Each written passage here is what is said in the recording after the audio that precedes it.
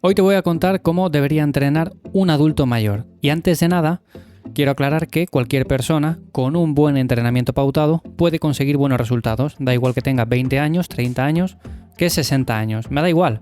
Cualquier persona puede conseguir resultados. Evidentemente, una persona que empiece a entrenar con 20 años, con 30, pues ya tiene mucha ventaja con respecto a esta persona que empieza con 50 o con 60. Pero aún así, se pueden conseguir buenos resultados. Quería aclarar esto porque es cierto que en otras publicaciones que he hecho a veces en Instagram me dicen que una persona de 30 años siempre va a conseguir muchos mejores resultados que no una de 60. Creo que eso es más que evidente siempre que las condiciones sean las mismas. Una persona que empieza a entrenar con 30 y una que empiece a entrenar con 60, pues los niveles hormonales no son los mismos, no se asimila igual la comida, no se asimila de igual forma el entrenamiento. Eso creo que es más que evidente. Pero yo, por ejemplo, a veces he compartido publicaciones en las cuales digo que una persona de 60 años, entrenada, una persona que lleve entrenando un montón de años y que a día de hoy tenga 60 años, pues da un buen repaso a una persona que tenga 30 años, pero sea sedentaria, no haya hecho nunca nada. Y esto es algo que llevo viendo en mi día a día un montón de veces. O sea, lo he visto tantas veces que es así. No me hace falta que nadie me venga y me diga que una persona de 30 años sedentaria es muy superior a una de 60 entrenada, porque no se cumple. O sea, he visto personas de 60 años haciendo dominadas, haciendo sentadillas, saliendo a correr, todo este tipo de cosas que una persona de 30 años sedentaria no es capaz de hacer. No hace ni siquiera una dominada o dos, no es capaz de hacer muchas flexiones, sale a correr y se fatiga rápido. En definitiva, una persona de cierta edad entrenada siempre va a estar en mejor forma que no una persona más joven pero desentrenada. Así que partiendo de esto, ¿cómo debería entrenar alguien que igual con 60 años nunca ha hecho nada o ha hecho poquita cosa y dice quiero planificar un entrenamiento de fuerza con el cual poco a poco me vaya encontrando mejor, vaya mejorando mis cualidades físicas, que se puede hacer? Bueno, pues aunque es cierto que la base sigue siendo la misma, debemos de plantear un esquema de fuerza sí o sí, no simplemente dedicarnos a salir a correr, a hacer spinning y cosas de estas, o sea que es un buen complemento, pero la base tiene que ser la fuerza. Hay algunos ajustes que son importantes conocer. Así que, antes de empezar a mencionarlos, te recuerdo que me encuentras en ivyamazares.com para cualquier cosa. Los enlaces les dejo en las notas del episodio y que también tienes la newsletter en la cual los días 1 y 15 de cada mes comparto más contenido, trucos, ideas, tips con los cuales yo entreno, me alimento, gestiono mi día a día y creo que también te pueden ser de ayuda a ti. Así que te puedes apuntar en ivyamazares.com/lista. Lo dicho, ¿de qué ajustes estoy hablando cuando hablo de un entrenamiento con el objetivo de mejorar cualidades físicas para una persona ya de cierta edad? Bueno, pues si hablamos de intensidad, más o menos deberíamos de gestionarla en torno al 70%, de ahí para arriba. Menos del 70% se pueden conseguir resultados, es evidente que se puede hacer, pero yo considero que a partir del 70% es una intensidad más que óptima. Pasar de ahí seguramente tampoco tenga muchos beneficios. O sea, quiero decir que si pasamos del 70, 75, 80, 90, bueno, pues seguramente estemos haciendo series a bajas repeticiones y, hombre, lo suyo es que si queremos mejorar la masa muscular, mejorar ciertas capacidades, pues podemos hacer alguna serie esporádica a bajas repeticiones, una serie pesada, pero no recomiendo pasarnos con este tipo de series porque suponen un mayor riesgo de lesión, tampoco tienen mucho beneficio a nivel de hipertrofia. En definitiva, mejor quedarnos en torno a ese 70, 75%, 80% y con eso vamos a generar una buena intensidad. Esto, como digo, se traduce en series de más o menos unas 6-12 repeticiones. Luego va a haber ejercicios en los cuales decimos, bueno, pues yo quiero ir a, 4 repeticiones o quiero ir a 14, 16 repeticiones. También puede haber hueco en el plan para ese tipo de ejercicios o ese tipo de series, pero deben ser minoría. O sea, la gran mayoría, el 80-90% de las series, tiene que ser entre esas 6 y 12 repeticiones. Luego, también si hablamos de intensidad, por supuesto, estamos hablando de que tenemos que coger un peso con el cual hagamos esas repeticiones y estemos cerca del fallo. Esto quiere decir que nos quedemos a 1, 2, 3 repeticiones, pero no mucho más. Si nos quedamos a 5, 6, 7 repeticiones antes de llegar al fallo, quiere decir que no estamos generando la intensidad suficiente y que por lo tanto esas adaptaciones positivas no se van a dar. Esto es algo en lo que fallan muchas personas. Pensamos que nos quedamos cerca del fallo cuando realmente igual todavía nos faltan 6 repeticiones antes de fallar. En ejercicios como una dominada es bastante fácil hacerlo porque no somos capaces de hacer ninguna repetición más. Pero en ejercicios como por ejemplo una sentadilla, un peso muerto, que son ejercicios que cuestan desde el principio, a veces nos quedamos muy muy lejos del fallo porque se fatigan otras capacidades antes. Por ejemplo, nos ahogamos, no somos capaces de respirar, o sea, nos falla mucho la capacidad cardiovascular. Entonces, puede que no estemos dando la intensidad suficiente al ejercicio, a la serie, principalmente por eso, porque fallamos por otro punto. Por eso decía al principio que un buen programa de fuerza, aunque se base en eso, aunque esta sea la base, tendría que estar complementado con una actividad aeróbica y es siempre importante hacerla. En cuanto a la frecuencia de entrenamiento, pues aquí no cambia mucho con respecto a lo que debería hacer cualquier otra persona que también busque ganar masa muscular y todo esto.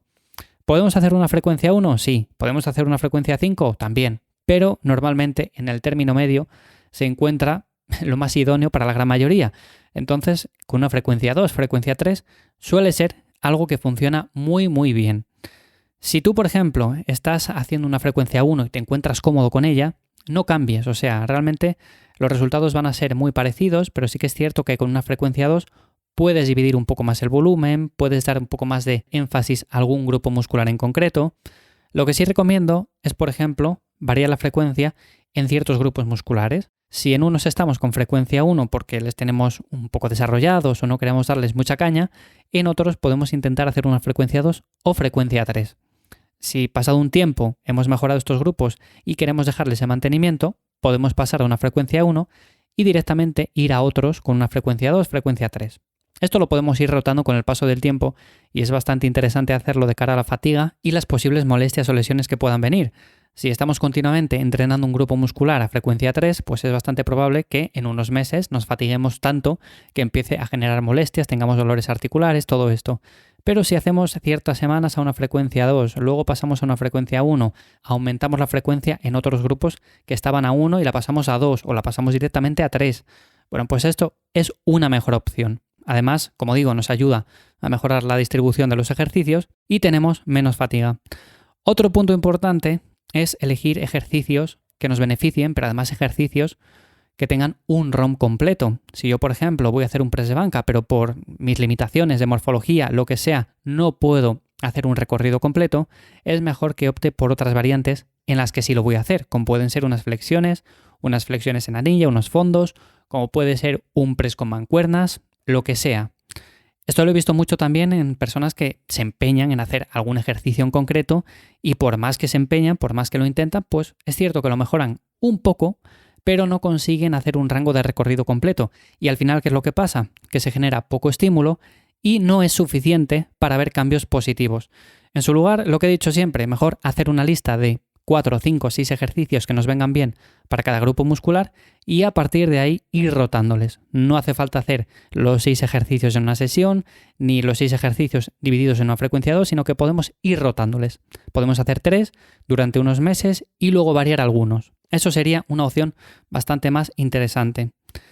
Las máquinas es otro punto que la gran mayoría tiene dudas. O sea, máquinas sí, máquinas no, son algo malo, son algo bueno. Bueno, pues las máquinas es algo que bajo mi punto de vista no es tan importante como el peso libre, porque cuando trabajamos con un peso libre estamos trabajando no solamente el grupo muscular objetivo, sino que además estamos trabajando músculos estabilizadores que también son muy importantes. Cuando hacemos unas dominadas, cuando hacemos por ejemplo unas flexiones, cuando hacemos un remo, una sentadilla, un peso muerto, todos estos son ejercicios que trabajan también los músculos estabilizadores y que por lo tanto en menos tiempo vamos a tener una sesión más completa.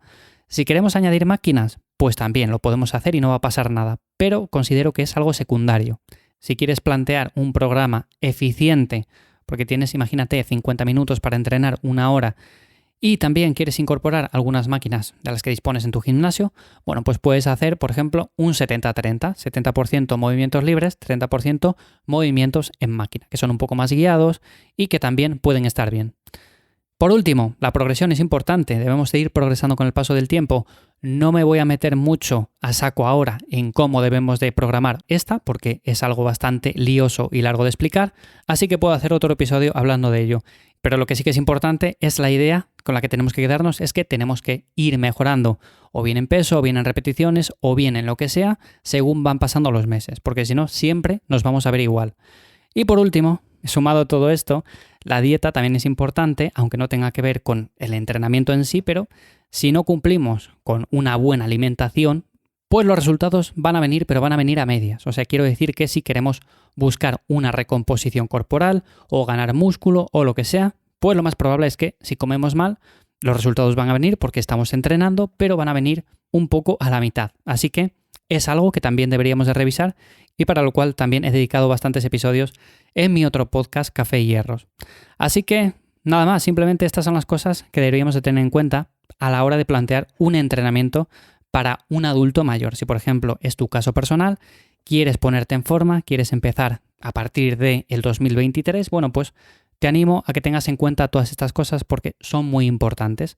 También he hablado en otros episodios acerca de diferentes técnicas, ejercicios, métodos de entrenamiento, material para hacerlo en casa, en definitiva, un montón de cosas que también puedes ir escuchando en este podcast, Cuaderno de Entrenamiento.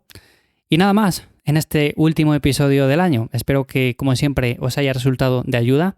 Ya sabéis que podéis valorar mi trabajo con las 5 estrellas en Spotify, Apple Podcasts, iVoox, donde sea, de verdad me ayudan un montón a seguir poco a poco creando más contenido.